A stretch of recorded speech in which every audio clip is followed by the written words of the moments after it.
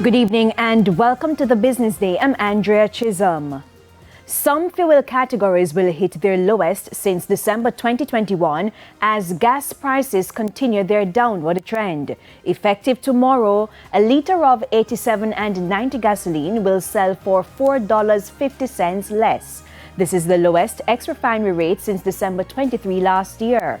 Diesel and ultra-low sulfur diesel will also sell for $4.50 less. The price of kerosene will also cost $4.50 less. Propane will sell for 46 cents less. Butane will also go down by $1.29. There's a call this evening for patience from public sector workers as the government looks to iron out the kinks in the new public sector wage scheme. Finance Minister Dr. Nigel Clark says while they are working to streamline all systems, there may be bumps in some areas, including deviations in next week's payments. Aisha Nation reports. There's disquiet in the public sector as payday draws closer. This as the rollout of the new compensation review has had several issues. And then this revelation by the Finance Minister, Dr. Nigel Clark, that there may be errors in next week's calculations. Because of that great diversity of arrangements around the public sector, it almost certainly will throw up aberrations. But when those aberrations arise, we can't be disorderly in how we go about bringing attention to it. Because if everybody shouts, ironically, no individual gets heard.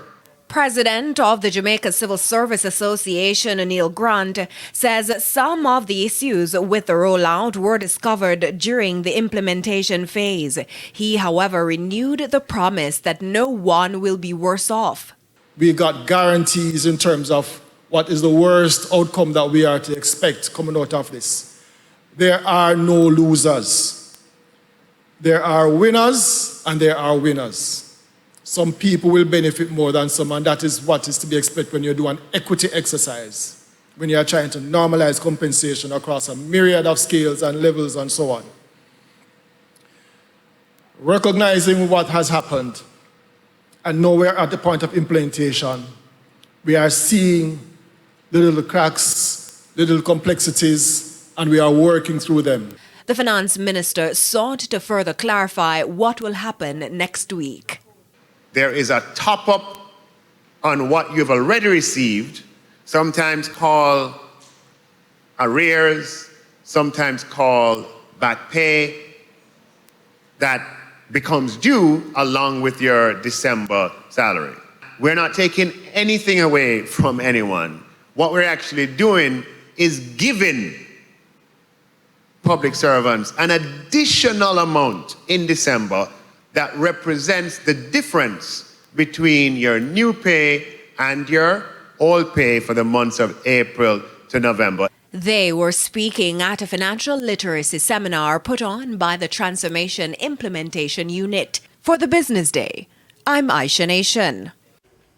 The US dollar is being sold for an average $154.10.